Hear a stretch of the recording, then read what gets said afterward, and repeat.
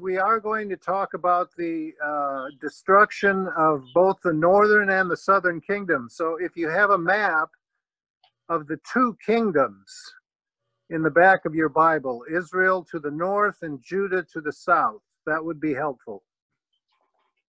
Eventually, I will also be referring to the city of Jerusalem. Some Bibles also have a map of the city of Jerusalem at this time. Jerusalem changed a lot through the years. The part of the city that King David conquered was very small in the southern part of the city. Then Solomon expanded it, built the Temple Mount to the north, and added quite a bit of territory just to the north of King David's Jerusalem. And then the walls were built and expanded, and then a huge section was added at the time when the northern kingdom was destroyed. I'm going to talk about that in a few minutes here. And there was a huge amount of immigration from the north of Israel into the south, into Judah, and Jerusalem's size expanded more than tenfold at that time. So yeah, we'll be referring to that as well. Last week, we left off with King Ahab and his Phoenician wife, Jezebel. He was king of the northern kingdom. And we talked about Elijah, who felt the call from God. Elijah came from across the Jordan River to the east, over there in Gilead. That's where Elijah came from. He felt God's call to go to Samaria. You see, Samaria was the capital of Israel at that time. It was the Jerusalem of the north. Ahab's father, Omri, had built a huge palace there, and Ahab completed it. And Ahab had also built an enormous military installation at Megiddo. You might see where Megiddo is, just east of Mount Carmel, right looking into the Jezreel Valley, which is the most important piece of real estate in the north. Because of how productive it is. It's a land that has, and is to this day, extremely agriculturally productive. Also, the trade routes went through there. So Megiddo was the military installation that guarded the trade route. Anyway, so Elijah, Ahab, being married to a Phoenician princess named Jezebel, she brought in all kinds of prophets of a pagan religion called the religion of Baal, B-A-A-L. He was a god, sometimes called the storm god, but he was a fertility god, very important to the people in this region because of their dependence on rainfall and on a good annual crop. All it took was a couple of years of a bad crop and you had a famine. So Baal was an important god because he was considered the guy who ensured proper rainfall. So the Israelites, it's not clear that Ahab himself did this, but that many of the Israelites were worshiping the god Baal, and Elijah comes and confronts them. Eventually has this contest on top of Mount Carmel. He prevails, and the prophets of Baal are put to death. At that time, the prophet flees the wrath of Jezebel and Ahab, and he goes all the way down to the Sinai Peninsula and ends up on Mount Sinai, where Moses got the tables of the law. Okay, so what happens in Israel after Ahab? Eventually Ahab dies. Jezebel is thrown out the window, and the Bible says she's eaten by dogs. It could be a brutal back there at that time. But in any case, the northern kingdom continues to grow more and more wealthy. And these Phoenician artisans they continue to hire these Phoenician artisans to build fancy houses out of ivory, and the palace they built, and all the people who had money would hire these people to build impressive structures. The problem was, and we know this because a prophet came along, okay? Now, if you look at the southern kingdom and you go all the way down south of Jerusalem, you'll see Bethlehem. There was a little village there called Tekoa. From that village, a sheep herder by the name of Amos heard God's call to go to the northern kingdom and confront them on the social injustice that was going on in the northern kingdom. In other words, while the northern kingdom grew richer and richer, the vast cavern between the rich and the poor grew worse and worse and worse, because these small farmers oftentimes would lose their land, and the wealthy would take advantage of them. And so Amos comes from Tekoa up to Samaria and confronts the kings of Israel. Now, I just want to quote some of Amos's prophecies, because this is how we know what was going on there at the time. So, for example, Amos at the beginning says, "For 3 transgressions of Israel and for 4, I will not revoke the punishment," he thunders, "because they sell the righteous for silver and the needy for a pair of sandals. Those who trample the head of the poor into the dust of the earth and push the afflicted out of the way.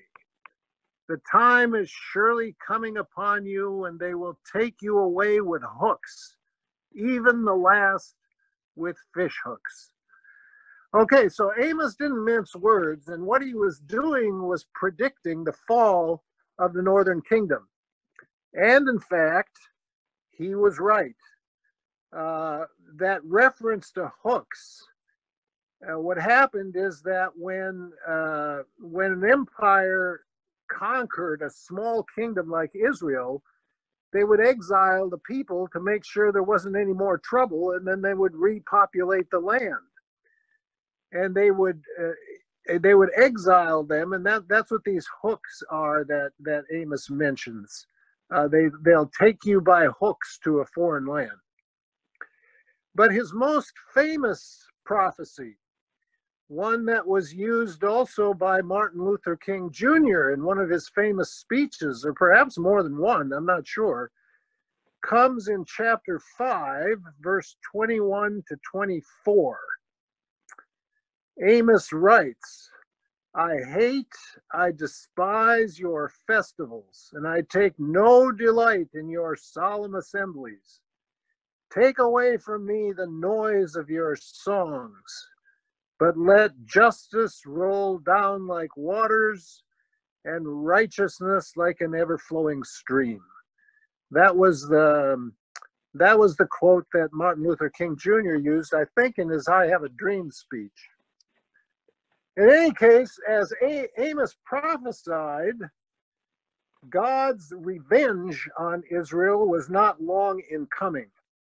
Now, there's something I want to say about the historians who wrote this account of the history of the northern and the southern kingdom. They started this account just before Judah was destroyed in the 6th century under King Josiah. But the books of Joshua, Judges, 1st and 2nd Samuel, and 1st and 2nd Kings were all one composition written by what scholars call the Deuteronomist. And what that means is that they were writing history not just to record events, but to interpret those events. And they used the book of Deuteronomy to interpret what happened to these various kings. In the book of Deuteronomy, God says through Moses, if you stay faithful to the covenant I am making with you this day, you shall prosper and safely live in the land that I am giving you. But if you follow after foreign gods, and if you commit idolatry, I will remove my protection and allow others to have their way with you. Okay, so when the authors are writing this history, that's the way they understand it. In other words,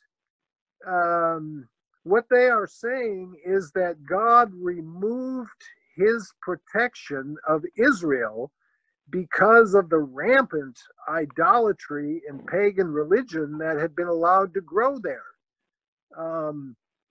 Even their worship sites in Bethel to the south and Dan to the north consisted of statues of golden calves, representatives of the Phoenician and Canaanite god El. So Amos prophesies, according to the covenant made through Moses with God's very own people, that because of their disobedience, and of course the social injustice, this treatment of the poor by the rich, was also an extreme, in Amos's mind, violation of the covenant, because when God gave them the land, God said, I own this land. This is not your land, this is my land, and you are to use it for the good of everyone, not just for the good of a few. Well, unfortunately, that didn't happen in Israel. Many of them got rich, partly because of that trade route that went from the north up in, if you see on your maps, there was a kingdom to the north of Israel called Aram, which is now Syria, and then further north up to the Fertile Crescent, where the Tigris and Euphrates River Valley is in modern-day Iraq. Those kingdoms up there traded with Egypt to the south and with all the small kingdoms along the way. So there was a lot of wealth being passed back and forth, and their economies depended on that wealth. So anyway, what was happening up north while Amos was condemning the kings of Israel is that a kingdom called the Assyrian kingdom was growing stronger and stronger and stronger over time. And a king by the name of Tiglath-Pileser III, his dates are 745 to 721 BC. He had big ambitions. He wanted to create an empire from the Tigris River all the way down to the Nile in Egypt. So that meant that he was going to eventually turn his sights toward the Levant, or the Promised Land, or Canaan, or Israel and Judah. All those names apply. So in any case, this created a lot of political turmoil in Israel. They went through 4 kings in 2 years after Ahab. 2 of those kings were assassinated. So there was a lot of political turmoil up there out of fear of the Assyrians. And eventually, in 737, a man by the name of Pekah, P-E-K-A-H, became Israel's king. And he tried to protect Israel from Assyria by creating an alliance, a military alliance, with two groups. Number one, with the kingdom of Aram to the north, and with the city-states in Philistia along the Mediterranean coast.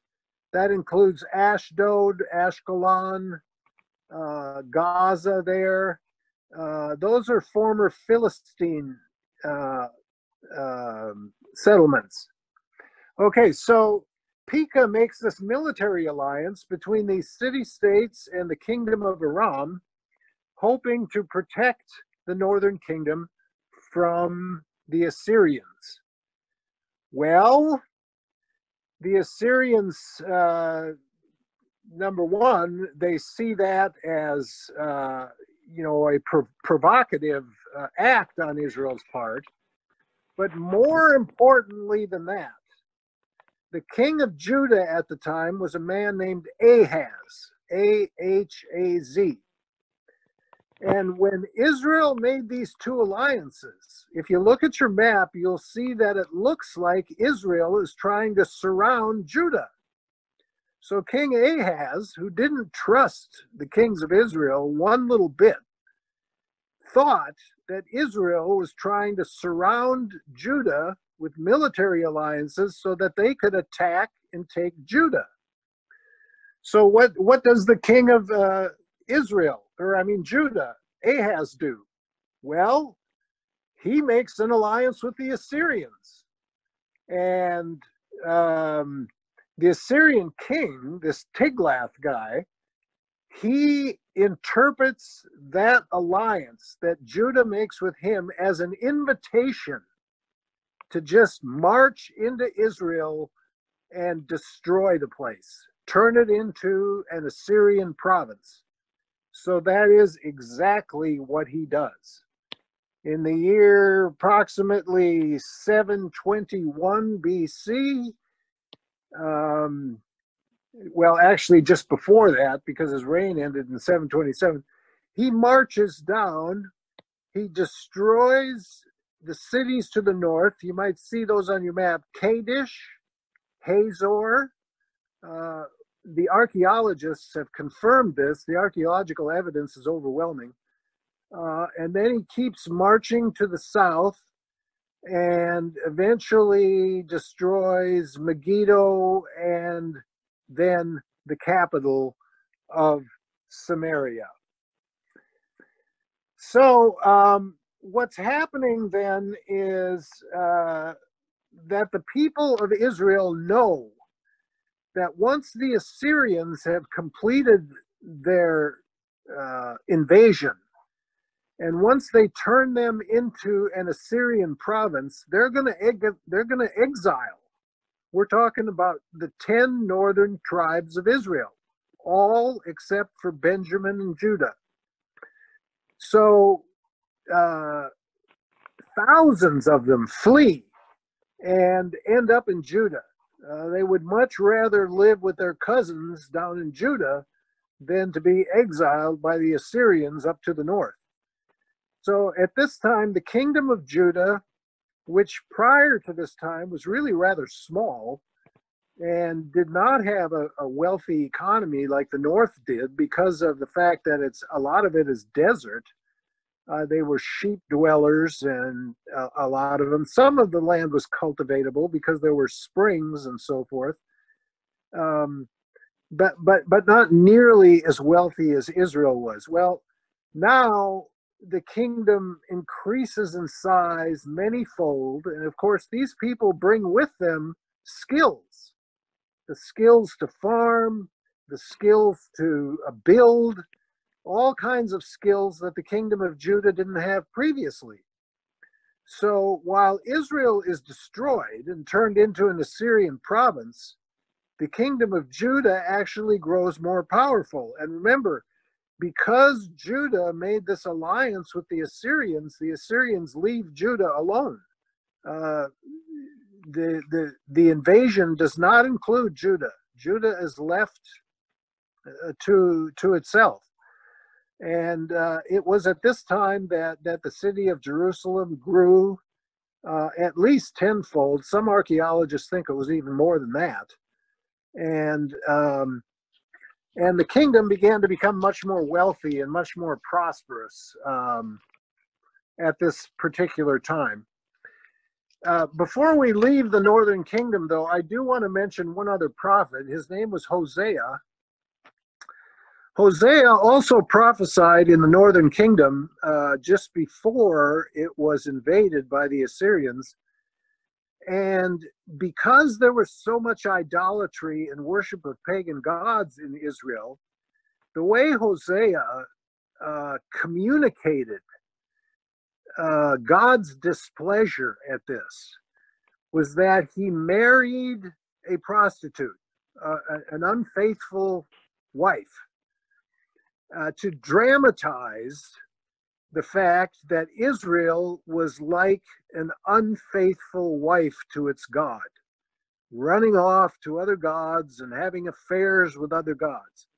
So, you know, the prophet Hosea is a very interesting book to read. He's one of the minor prophets, but he actually, and this was not uncommon for the prophets. Jeremiah would, you know, when he was predicting the destruction of the southern kingdom, he would walk around with a yoke on his back, you know, to dramatize what was going to happen to him.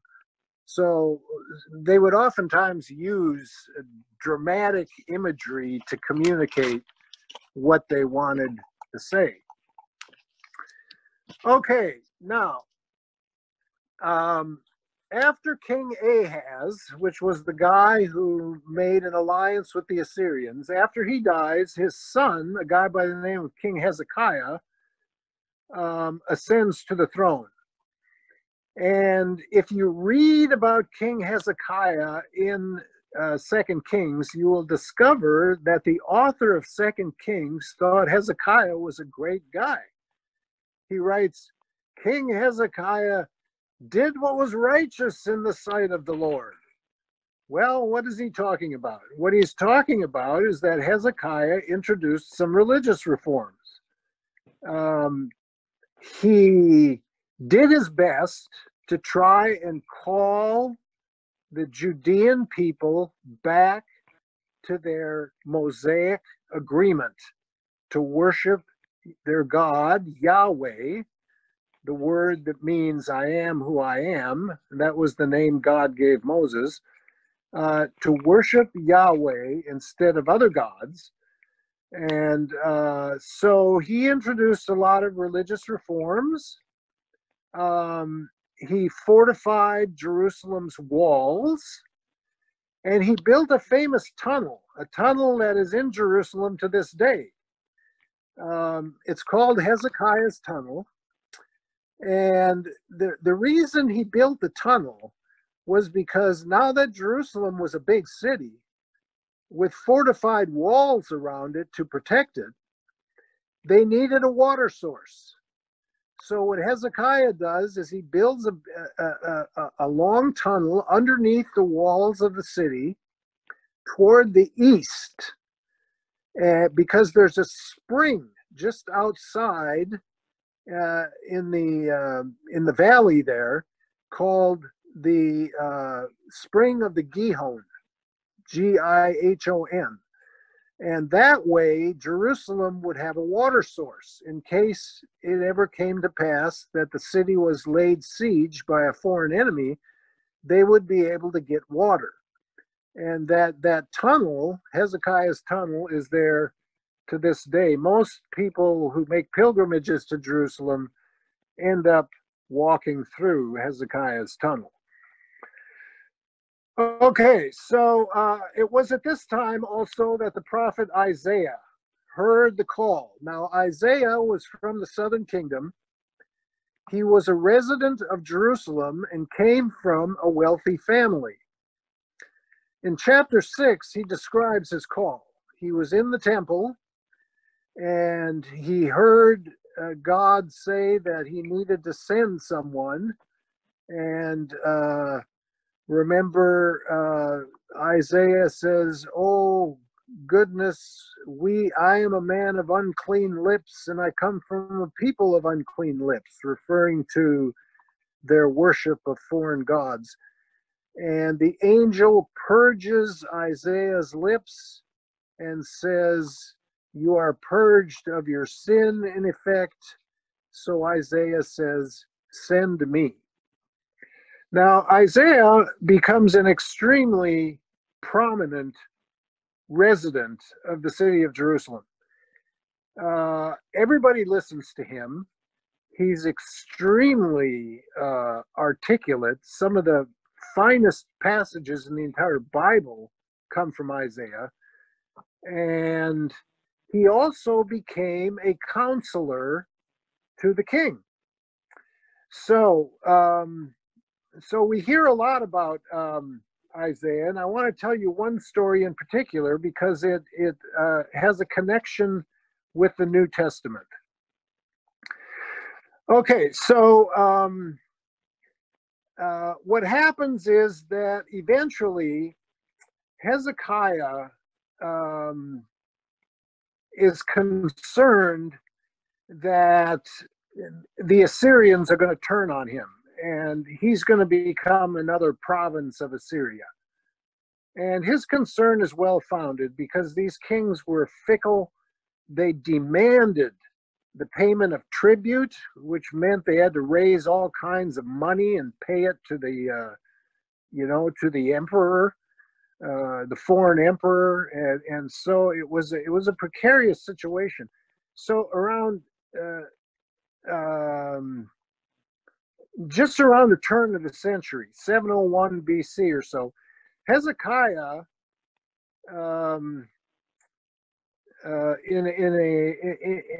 does something that Isaiah warns him not to do.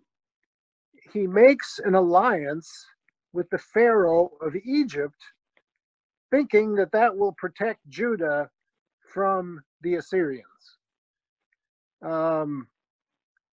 It didn't.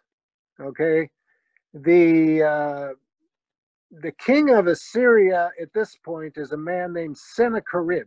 He was the son of that Tilgath guy. Okay, and right around 700 BC, he invades Judah because when they make an alliance with another country, that is seen as an act of war, basically. So he invades Judah. He destroys some of their major cities, and he lays siege to Jerusalem. Okay, so now you've got thousands and thousands of soldiers surrounding Jerusalem. King Hezekiah runs to Isaiah and he says, "What do I do? What do I do?" And Isaiah says, "Don't do a thing." He says, "Those people will not be allowed into this holy city." And then he makes a prophecy that later on Matthew will apply to Jesus. He says to Hezekiah, "A young woman will conceive and bear a son." Now the translation is, "A virgin will conceive and bear a son." But the Hebrew word there means young woman. Now, why was it translated virgin? Because when the Old Testament was translated out of Hebrew into Greek, the Greek word that was used can also mean virgin. So it could have been translated young woman or virgin, either way in the Greek. But the original Hebrew is young woman. "A young woman will conceive and bear a son, and he shall be called Wonderful Counselor, Mighty God, Everlasting Father, the Prince of Peace." This was the prophecy Isaiah gave to Hezekiah at the time Jerusalem was under siege. Okay, so Isaiah says to Hezekiah, "Don't do a thing," and he nervously agrees. And sure enough, Isaiah turns out to be correct. What happens is that all of a sudden, soldiers that are laying siege to Jerusalem start dying left and right. Something is going on among the Assyrians. Now, the biblical author says an angel of the Lord struck them down. Scholars ask, well, okay, but how did the angel do that? Most people think that a viral outbreak of some kind, or bacterial or whatever, there was a disease outbreak among the Assyrian troops, and they couldn't fight it off. They started dying, and eventually Sennacherib realizes that this siege is going to fail. He picks up, he leaves, and the city of Jerusalem is preserved. It's an amazing story. Um, so Israel is going, or Judah is going to live for another day. In fact, its next major flowering is still ahead of it. But before I get to that, just keeping track of time here, I want to say a few words about the prophets. Okay. Most of the prophets. Now, the prophets are divided up into two groups in the Old Testament or Hebrew Bible. There's the major prophets and the minor prophets. The major prophets are the ones who wrote the big books. That would be Isaiah, Jeremiah, and Ezekiel. The Jewish people include Daniel in that group, but Daniel is a book that comes along much later.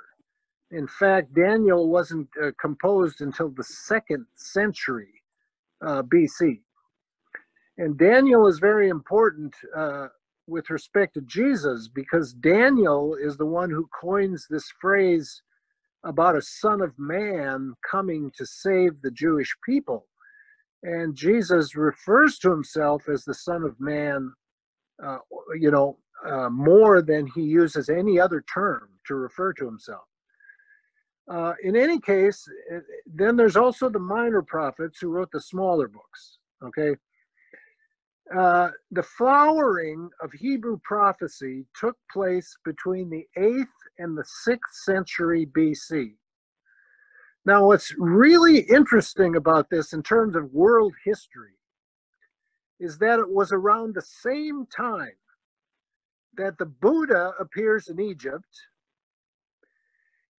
Among the Greeks, the philosophers show up, Plato and the pre-Socratic Socrates, and all of the literary giants of ancient Greece, as well as the scientists and the artists. I mean, there was a major flowering of every civilization on Earth, apparently. Well, at least in this part of the world, and all the way to India, that was going on at this time. And the Hebrew prophets are part of this flowering. Okay, so they're extremely important in the history of Israel, because they are the ones that articulate what it is that it means to actually be a child of God to these people, the chosen people who keep forgetting who they are and following after pagan deities. It just keeps going on and on and on in the life of these kingdoms.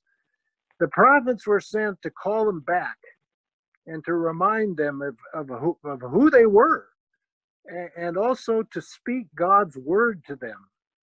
So it's really an amazing kind of development in the story of ancient Israel, that these prophets would come along all within a couple of centuries of one another. From Elijah and Elisha, to who were two of the earliest ones, all the way down to Jeremiah, who we'll talk about shortly here. Okay.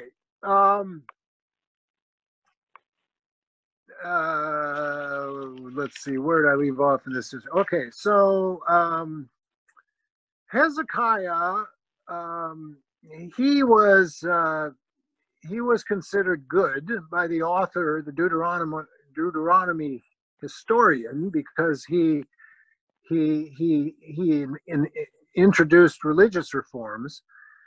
But then his reign ends in 642, and his son Manasseh takes over. Now, Manasseh wanted to help expand Judah's economy, and he did so by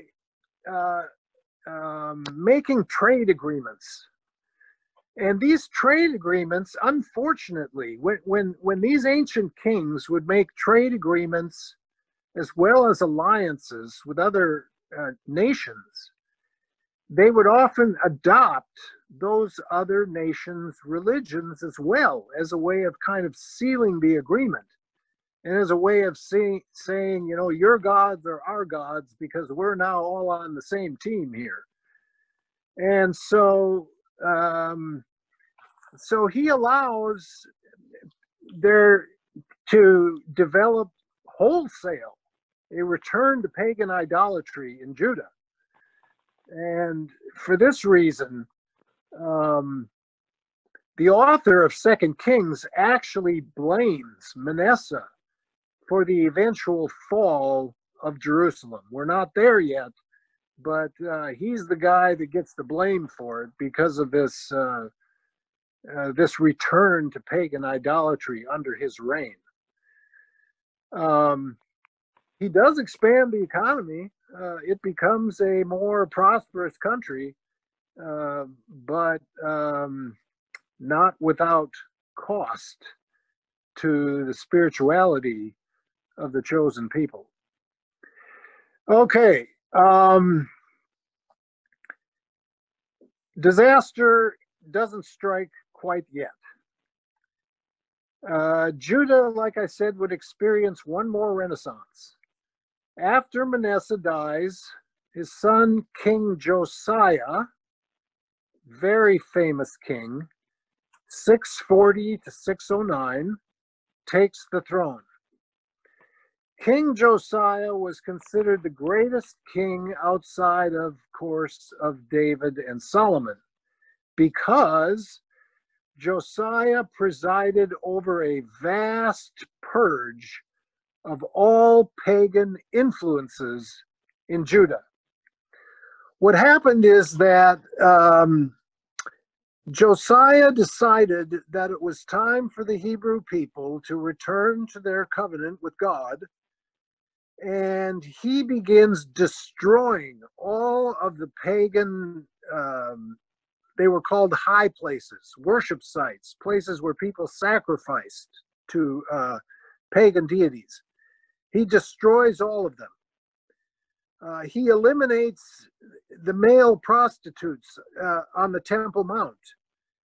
These people were there to serve Baal's consort, Asherah, a female deity.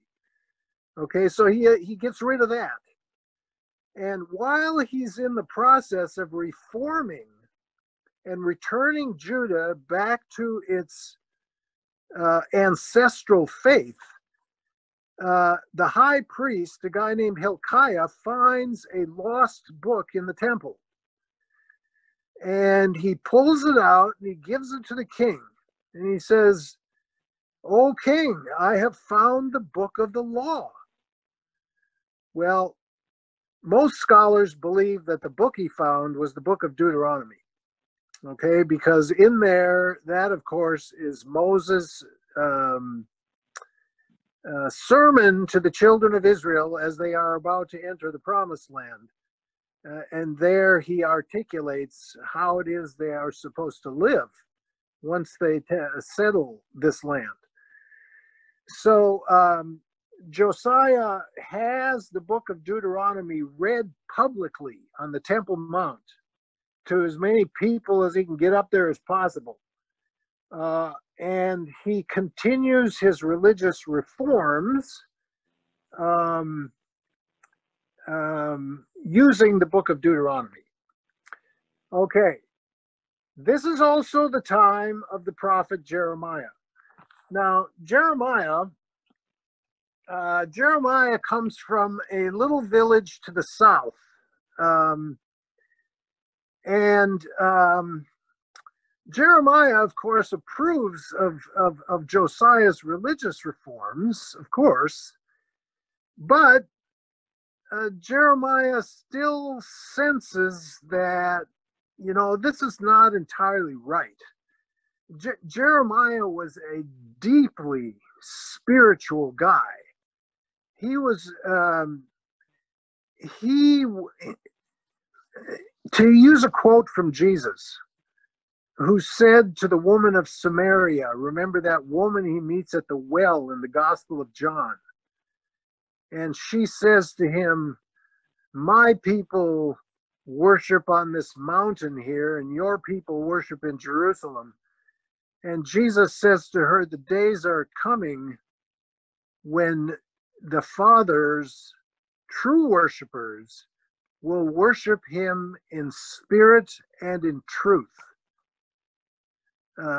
Which is to say, you can worship God wherever you are. And what true worship is to have given your heart to the Lord. Okay, so that's the kind of guy Jeremiah was, and he called for a deeper spirituality than what he saw. He didn't care much for the rituals, the sacrifices at the temple, all of that kind of external religious regalia didn't impress Jeremiah. What he was concerned about was people's hearts. There's one image he uses once that I have used on many occasions in my sermons because I find it to be such a wonderful image. He says, true worshipers of God are like a tree that is planted on the bank of a river, so that when the drought comes, the tree continues to flourish because it has a water source. Whereas people who worship foreign deities are like a tree that is planted out in the desert. When the drought comes, what happens to the tree? It dies.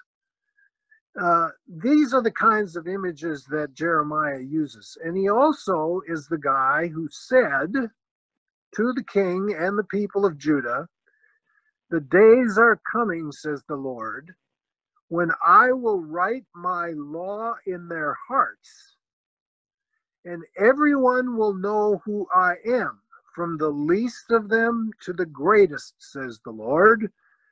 Everyone will know who God is, and no one will have to say, know the Lord. This is a passage that we always read on Reformation Sunday as the first lesson of the day. It's Jeremiah chapter, I believe, 42 or something like that. Okay, so Jeremiah, even though he approves of King Josiah, he's not entirely satisfied, and there is still some vestiges of pagan religion that Josiah doesn't get rid of. But the thing that Josiah does that bothers Jeremiah the most is that he, civil war breaks out up in Assyria. At this point, Assyria is losing its power because it's in the midst of a civil war between the Assyrian king and the city of Babylon, which revolts. Okay, so there's a civil war up there. And the kingdom of Egypt, because it was concerned that the trade routes would be interfered with as a result of the civil war, the Pharaoh of Egypt takes the side of the Assyrians. Josiah, unfortunately, takes the side of the Babylonians. Now, the Pharaoh, his name is Pharaoh Necho, he wants to send an army north to aid the Assyrians in putting down the civil war by the Babylonians. And so in order to get there, he's got to travel through Judah, because Egypt is south of Judah Assyria is to the north of Judah. So he asks King Josiah for permission for his army to travel through Judah. Josiah, unfortunately, our Israeli guide, when we were over there, she said that most Jews think that Josiah got too full of himself. He, Judah was doing so well at the time, he thought he was virtually undefeatable, but he wasn't. So he tells the Pharaoh, no, you can't come through Judah. Well, the Pharaoh's not going to listen to Josiah. He goes through anyway. And the army of the Egyptians and the army of King Josiah meet at Megiddo to the north, that military installation. All right. And there is a battle. And unfortunately, the Judeans are roundly defeated, and King Josiah is killed with an arrow into his body. So he's carried back to Jerusalem, and he's buried. That is the end of the Josiah Renaissance. After Josiah dies, there's a period of extreme political turmoil in Judah. Things don't go very well. First of all, the Babylonians prevail in the civil war, okay? And the Babylonians also have dreams of creating an empire under King Nebuchadnezzar, who reigned from 604 to 562. He decides that he wants to restore the Assyrian Empire. Josiah's son comes to the throne in Judah. His name was Jehoiakim, and he makes a very unfortunate decision. He decides, well, maybe I can make a military alliance to defend Judah against the onslaught of the Babylonians. So what he does is he tries to make an alliance, and if you look at your map, with the following countries. With Ammon, with Moab, with Aram, and several other small states in Phoenicia, Tyre and Sidon. Okay, so he makes this rather significant alliance among all the smaller states, thinking that if they pool their resources, they can defend themselves against the Babylonians. Well, that doesn't turn out too well. Jeremiah warned Jehoiakim at the time he put together this alliance that he was making a mistake. He said, why are you relying on the strength of other armies? You are to rely on the Lord, and you're not doing it. This is going to lead to a catastrophe, which eventually it does. The Babylonians invade in the early 6th century, 598 BC, and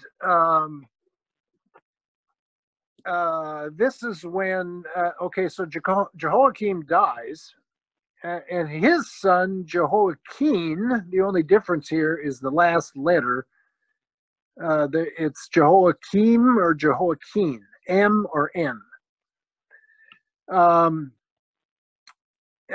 He's on the throne in Judah, and the Babylonians gather their forces and they invade. They lay siege to the city of Jerusalem, and this ends the reign of King Jehoiakim, and a guy named Zedekiah comes to the throne. But in any case, by 587, so from 598 to 587, by 587, Jerusalem fell. And this was the great catastrophe, because the Babylonians destroy the city of Jerusalem. They destroy Solomon's temple.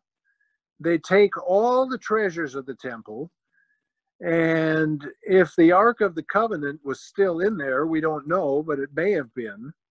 If the Ark of the Covenant was still in there, they lost that too. So, yeah, this is basically the end of the kingdom of Judah, at least as an independent state. The Babylonians are so incensed that they would dare to form an alliance against them, that they march King Zedekiah outside the city. They execute his sons right in front of him, and then they pluck out his eyes. They put him in chains, and they drag him back up to Babylon. And this begins the great exile. Okay, so the people of Judah, the Babylonians are going to resettle them up in Babylon. So a huge exile takes place. The only people that the Babylonians leave behind are the poorest of the poor, people who they don't consider to be a threat of any kind. So a few Judeans are left behind, but most of them end up in Babylon. And they're, okay, so here's the problem for them. I'm down to 4 minutes here, according to my clock. So I'll finish this out here. Put yourself in these people's shoes now. Okay, they have lost their land, they have lost their king, and they have lost their temple. Okay, they've lost it all. All of these highly symbolic aspects of their identity and their religious faith. What do they have left? And by the way, if you want to know how they felt during this period, the book of Lamentations, which is a series of laments on the banks of the river up in Babylon, the Tigris River. Those poems were composed during this period of exile. There the people wept by the waters of Babylon. But they had one thing left, and this one thing would eventually come to define what a Jewish person is from that time forward. What did they have? They had the law. They had the books of Moses. Remember, they began to collect these things together with the prophets during the time of Josiah. And they brought these manuscripts with them to Babylon. And there in Babylon is where the first Hebrew Bible as we know it was edited and put together. Why?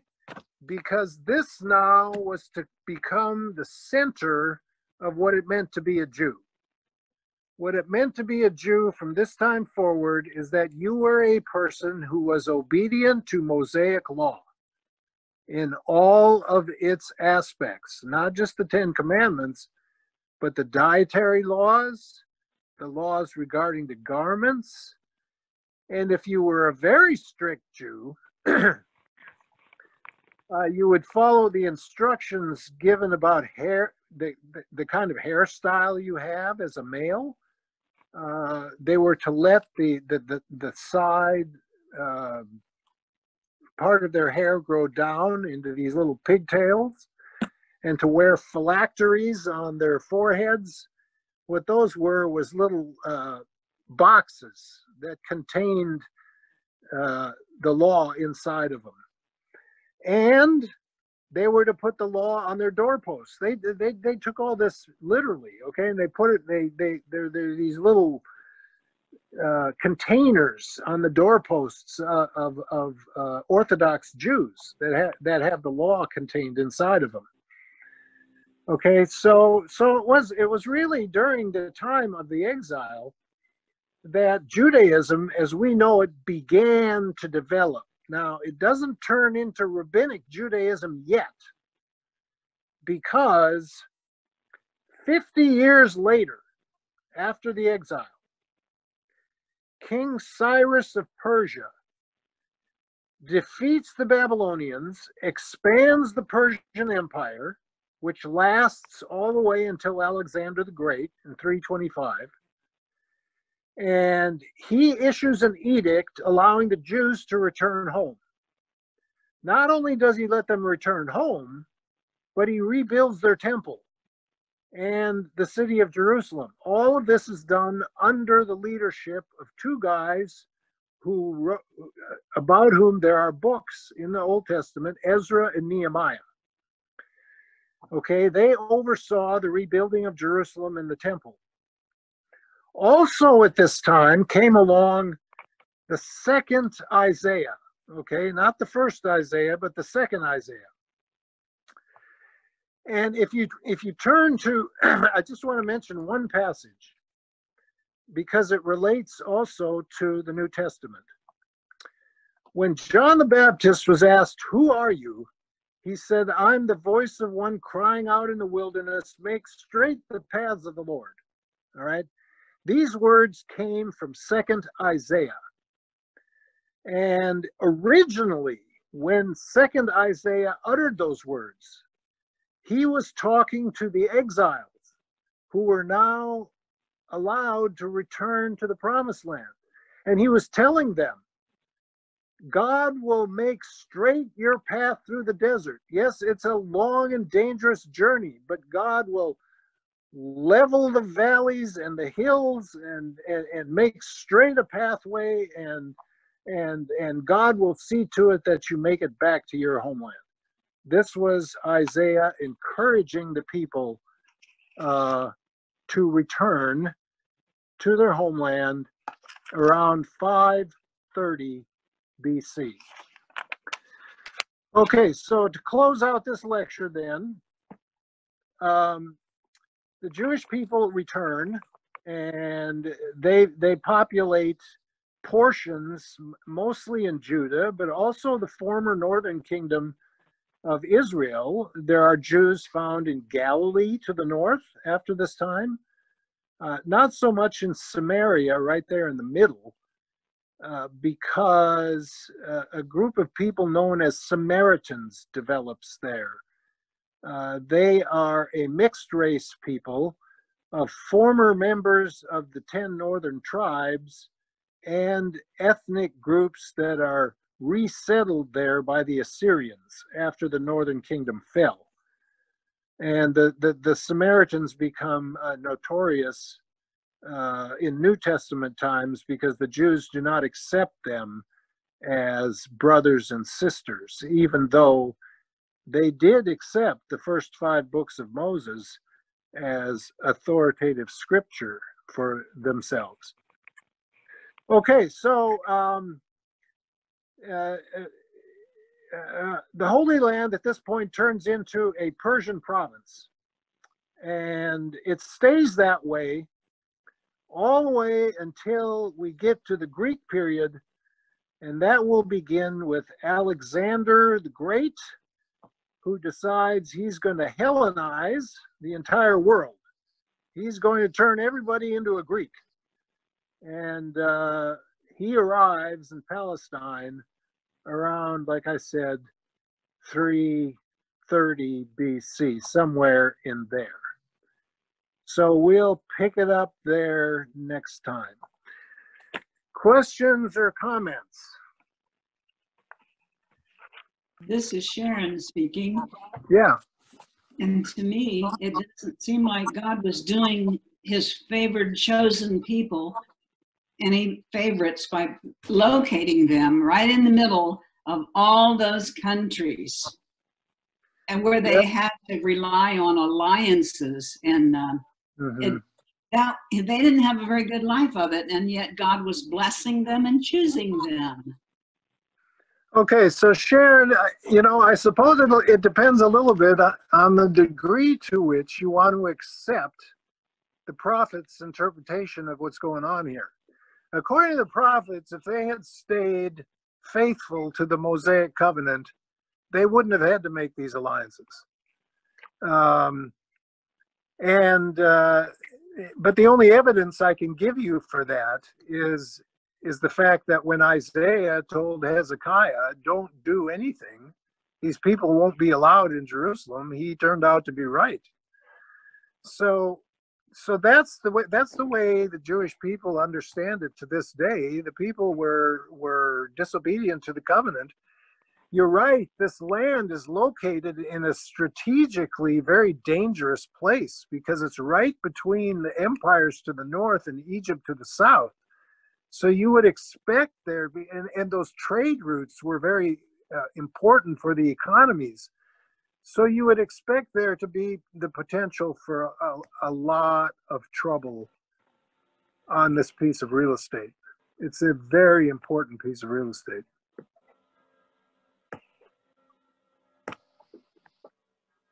Anyone else?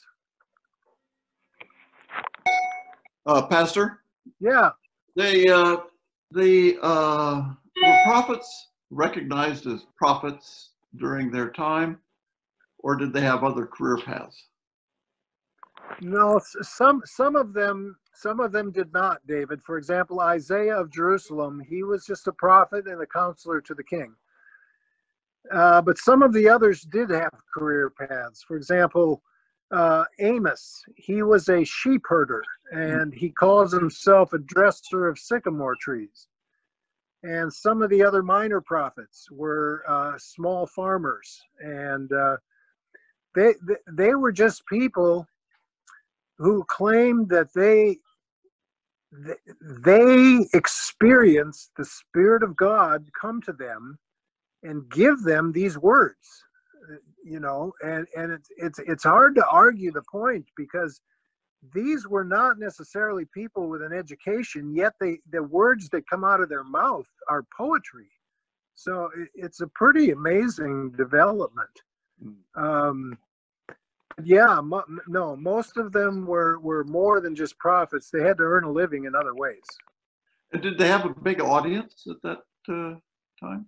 Yeah. What they would do, David, is they would go, so if they were in Samaria in the northern kingdom, they would go into the marketplace, the central part of town where all the merchants were and where there were people.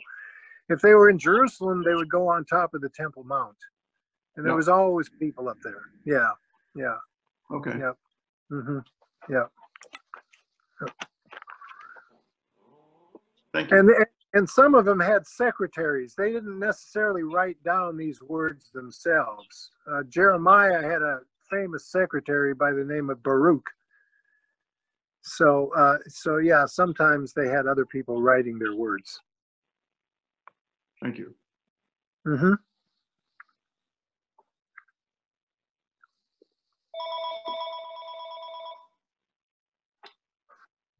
Okay, so thank you for joining us, everyone. If there's no more questions, I'm glad that you could be with us, and we'll pick up the story next week. We're going to cover the times between the two testaments, and then we'll move on to some fascinating new research into the time that the New Testament was written.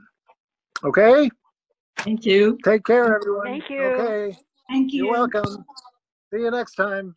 Hey.